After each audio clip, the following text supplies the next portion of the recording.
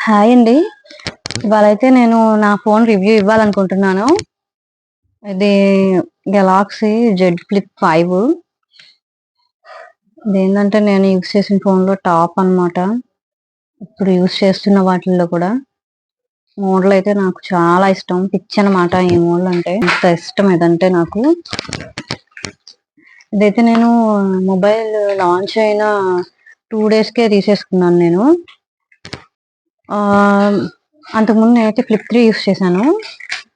ఇది నాకు ప్రైస్ ఎంత పడిందంటే అప్పుడు నేను తీసుకున్న ప్రైస్ అయితే 1,10,000 యాక్చువల్ ప్రైస్ అయితే దీనిది.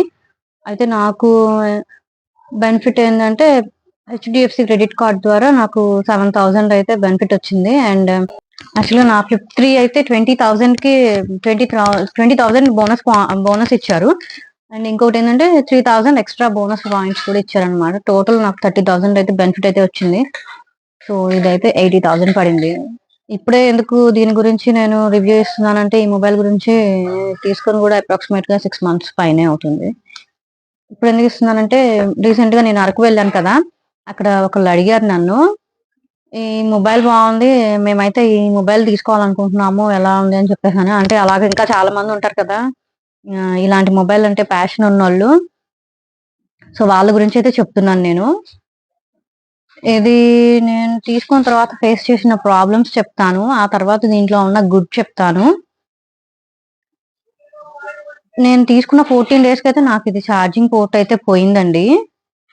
అదైతే ఛార్జింగ్ పోర్ట్ పోయింది. నేను సర్వీస్ సెంటర్‌కి వెళ్ళాను. సర్వీస్ సెంటర్‌కి వెళ్తే వాళ్ళు ఛార్జింగ్ పోర్ట్ మార్చారు. మార్చి వాళ్ళ దగ్గర ఉన్నది ట్రై చేశారు. అయితే ఎటువంటి చేంజ్ అయితే లేదు దీంట్లో. నేను అప్పటి వరకు ఏం యూజ్ చేశానంటే నా దగ్గర వైర్‌లెస్ ఛార్జింగ్ ఉంది. సో నేనైతే ఇది యూజ్ చేశాననమాట. నేను ఇది పెట్టుకుంటున్నాను కాబట్టి నాకు పెద్ద ప్రాబ్లమ్ అనిపించలేదు. వైర్‌లెస్ ఛార్జర్ లేని వాళ్ళు ఉంటారు కదా, సో వాళ్ళైతే చాలా కష్టపడాల్సి వస్తది. అండ్ ఇంకొకటి ఏంటంటే ఆ తర్వాత డిస్‌ప్లే పోయిందేమో అని చెప్పేసని డిస్‌ప్లే కూడా చేంజ్ చేశారు వాళ్ళు. ఇంకొచ్చిన తర్వాత కూడా ఇది ఛార్జింగ్ అయితే ఎక్కలేదండి. ఆ తర్వాత ఇంకా ఫైనల్‌గా వాళ్ళు ఒక 2, 3 ప్రయోగాలైతే చేశారు గానీ వాళ్ళకైతే రిజల్ట్ అయితే రాలేదు. ఇది డిస్‌ప్లే చేంజ్ చేశారు. డిస్‌ప్లే చేంజ్ చేసినా గానీ ఎటువంటి చేంజ్ అయితే లేదు. సో వాళ్ళు ఒక 2, 3 ప్రయోగాలైతే చేశారు. బట్ దీనికైతే ఎటువంటి మార్పయితే లేదు. ఛార్జింగ్ అయితే ఎక్కలేదు. ఆ తర్వాత ఇంకా ఫైనల్‌గా వాళ్ళు మదర్ బోర్డ్ అయితే మార్చేయాలని చెప్పేసి, మేమైతే పీస్ టు పీస్ రీప్లేస్ ఏమన్నా ఉంటదా అని చెప్పేసని అడిగాము. బట్ వాళ్ళైతే ఉండదన్నారు. స్టోర్ వాళ్ళని కూడా కనుక్కున్నాము. మేము తీసుకున్న 14 డేస్‌కే మాకు ఇంత ప్రాబ్లమ్ వచ్చింది కదా అని చెప్పేసని. వాళ్ళైతే రీప్లేస్‌మెంట్ అయితే ఉండదు కానీ సర్వీస్ సెంటర్‌కి అయితే పంపించి మీ ఫోన్ అయితే మామూలుగా చేసి పంపిస్తామండి అని చెప్పేసి అన్నారు. సో వాళ్ళైనా సర్వీస్ సెంటర్‌కి పంపించాల్సిందే, మేమైనా వెళ్ళాల్సిందే కదా అని చెప్పేసని వాళ్ళ దగ్గరికైతే వెళ్ళలేదండి. మేమే ఓన్‌గా సర్వీస్ సెంటర్‌కి అయితే వెళ్ళాము. అయితే వాళ్ళు ఇంకా ఫైనల్‌గా మదర్ బోర్డ్ అయితే చేంజ్ చేయాలి అని చెప్పేసి అన్నారు. మదర్ బోర్డ్ చేంజ్ చేస్తే ఏంటంటే ప్రాబ్లమ్, నా కాంటాక్ట్స్ కానీ, నా ఫోటోస్ కానీ అన్నీ ఉన్నాయి కదా, డేటా అయితే చాలా ఉంది నాది. అందుకే నేను 512 జీబీదైతే తీసుకున్నాను.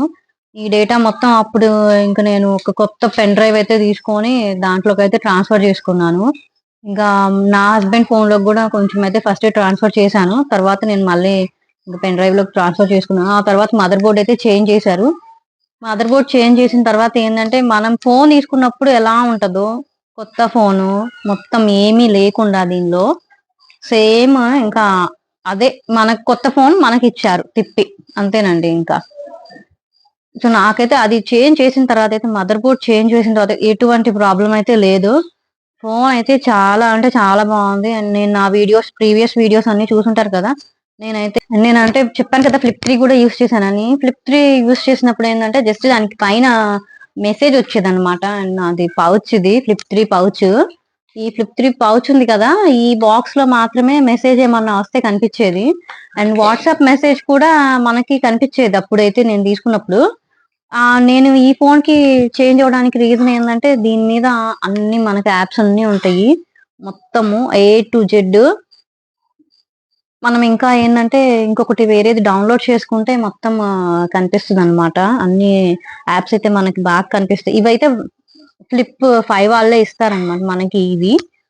మనకి ఇంకా ఎక్కువ ఎక్స్ట్రా యాప్స్ కావాలంటే గుడ్ లక్ అని చెప్పేసని ఒకటి ఉంటదండి, సామ్‌సంగ్ వాళ్ళదే. సో దాంట్లో వెళ్ళిన తర్వాత మనం సెలెక్ట్ చేసుకొని ఈ యాప్స్ ని డౌన్లోడ్ చేసుకోవాలి. అంటే మన మొబైల్లోవే దీంట్లో విడ్జెట్స్ లాగా సేవ్ చేసుకొని పెట్టుకోవాలి. మనకి ఏవి కావాలంటే అవి మనం తొందరగా తీసుకోవాలి, ఓపెన్ చేసుకోవాలి, ఫోన్ ఓపెన్ చేసేంత ఓపిక లేదు అనుకున్న వాళ్ళైతే అలాగా నేనైతే డిస్ప్లేలో పెట్టేసుకున్నాను. నాకు ఎక్కువ ఏమంటారు నెట్‌ఫ్లిక్స్ కానీ అన్నీ ఇంకా ఇదండి నేను సామ్‌సంగ్‌తో ఫేస్ చేసిన ప్రాబ్లమ్స్ అయితే అవి. బట్ నాకు మదర్ బోర్డ్ చేంజ్ చేసిన తర్వాత అయితే ఎటువంటి ప్రాబ్లమ్ అయితే లేదు. నా ఛార్జింగ్ బాగా ఎక్కుతుంది అండ్ ఫోటోస్, వీడియోస్ కూడా బాగొస్తున్నాయి. ఆహ్, నేను ప్రీవియస్ షూట్ చేసినయి మొత్తం జెడ్ ఫ్లిప్‌తోనే. అన్నీ ఐఫోన్‌కి మాత్రం తగ్గదనమాట. అంటే అందరి దగ్గర ఉంటదని చెప్పేసి అని ఆలోచిస్తారు. నాలాగా ఆలోచించే వాళ్ళు గూడా ఉంటారు కదా! ఇదైతే కొంచెం ఇదైతే నాకు తర్వాత ఎటువంటి ప్రాబ్లమ్ అయితే లేదు. నేను ప్రాబ్లమ్ మొత్తం ఫస్టే ఫేస్ చేశాను కాబట్టి. అది గూడా 1 ఇయర్ వరకు వాళ్ళు వారంటీ ఇచ్చారు ఈ మదర్ బోర్డ్‌ది. ఏదన్నా గాని మళ్ళీ దీంట్లో ఏదైనా ఫాల్ట్ ఉన్నా గాని, ఈ 1 ఇయర్‌లో ఏదన్నా ఇంకో ప్రాబ్లమ్ ఏమన్నా వచ్చినా గాని వాళ్ళే సాల్వ్ చేస్తారనమాట. సో, అదండి నా ఫ్లిప్ 5 రివ్యూ అయితే. హోప్ మీ అందరికి నచ్చుంటదనుకుంటున్నాను. మీకేదన్నా యూజ్‌ఫుల్ అయితే నేను చాలా హ్యాపీగా ఫీల్ అవుతాను. Thank you. అండ్ మీలో ఎవరైనా నా ఛానెల్ సబ్స్క్రైబ్ చేసుకోకపోతే ప్లీజ్ సబ్స్క్రైబ్ చేసుకోండి. Thank you.